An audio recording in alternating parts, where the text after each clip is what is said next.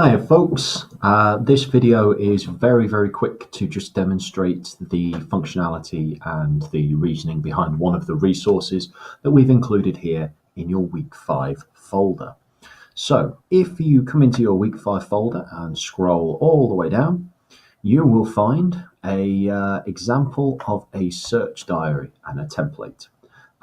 This video will be in this item, so it will look a little bit different. But if you download this form, Search Strategy Rec Sheet, it will open as this particular Word document. And it's here to help you really design and work your way through a search strategy. So you might want to be working through something to do with that's not the right way around. Meibomian gland dysfunction.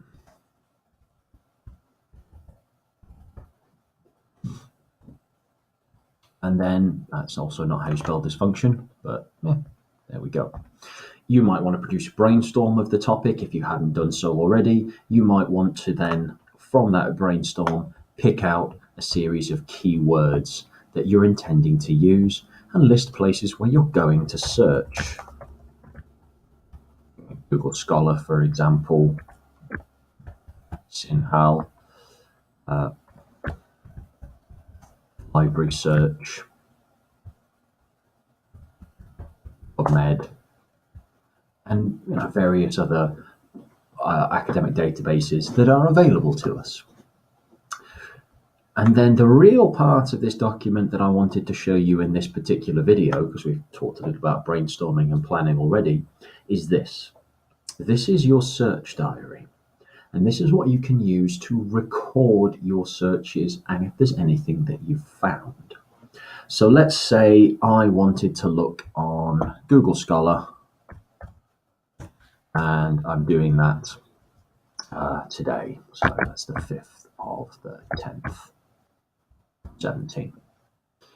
What am I searching for? Well, I go back to my keyword list and let's say I am looking for meibomian gland dysfunction on Google Scholar. So I would come across to Google Scholar, come back to my homepage out of my library, and I might search for meibomian gland dysfunction. Oh look, it's the first thing that comes up.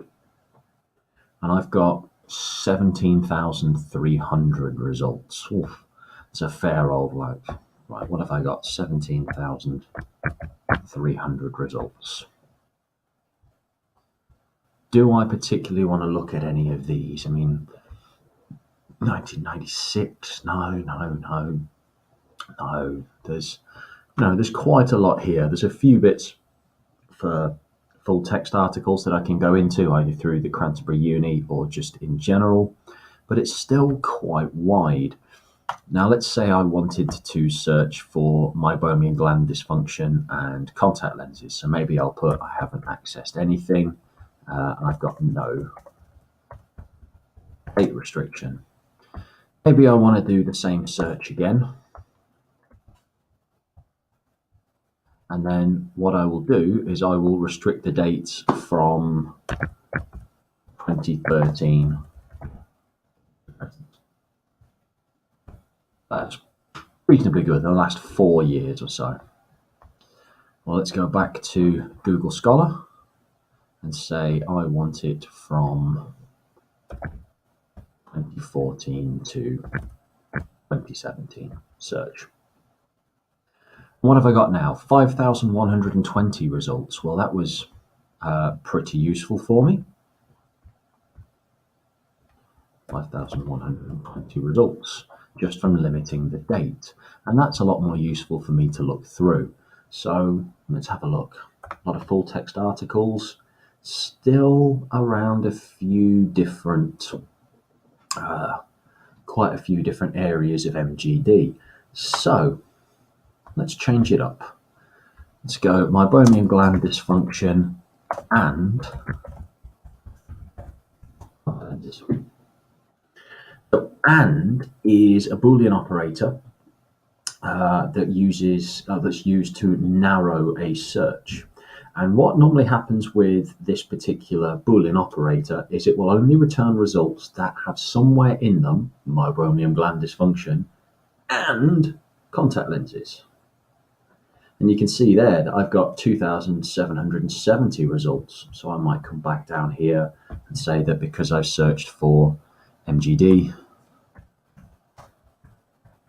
and lenses on the same date, and I've got 2,000 odd results, and I found something that I want to access. So here is the name of article and the link.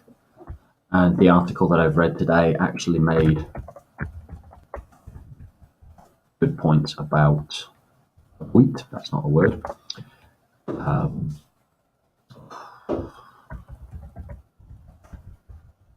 Association between extended wear and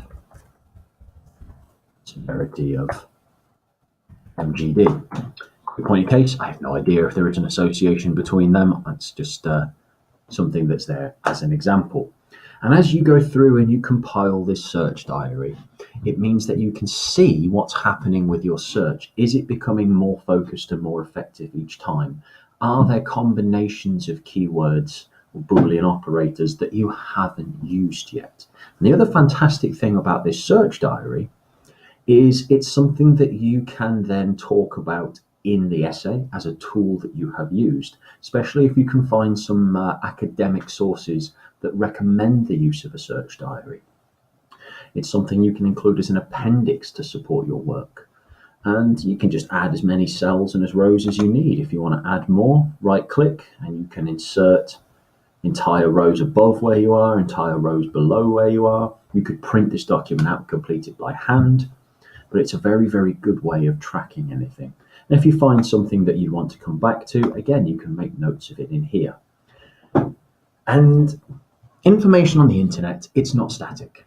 It moves, links change, and search results change depending on who's paid to be where and where you're searching. So if you know the keywords that you've used, where you've looked, and the title of your article or an old link to the article, you're going to make it a lot easier for you to find it again. It's a very, very basic tool, the search diary, but I cannot stress enough, it is a very, very useful tool as well. So this whole document you can use to plan your search strategy, from the title, the brainstorm, specific keywords that you want to use and synonyms, anything at all here that you want to put into that search engine, and then your plan of where you're looking, so you can make sure you've ticked all of those boxes.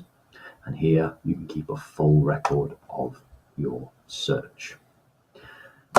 Boolean operators don't work on every resource on the internet. The library search, for example, doesn't work by Boolean operators. It works by something called fuzzy logic. Manfred will be talking about that in his video that's going to go up on Monday the 9th. But otherwise, this is a good place to start for a lot of internet search engines, Google included, and Google Scholar included. You will also find these Boolean operators and this search diary useful across most of the academic databases as well. Usual rules apply, folks. If there's something you're not sure of, by all means, get in touch with me, drop me an email, and I'll see what I can do to help out. All the best, take care, and enjoy the rest of your day.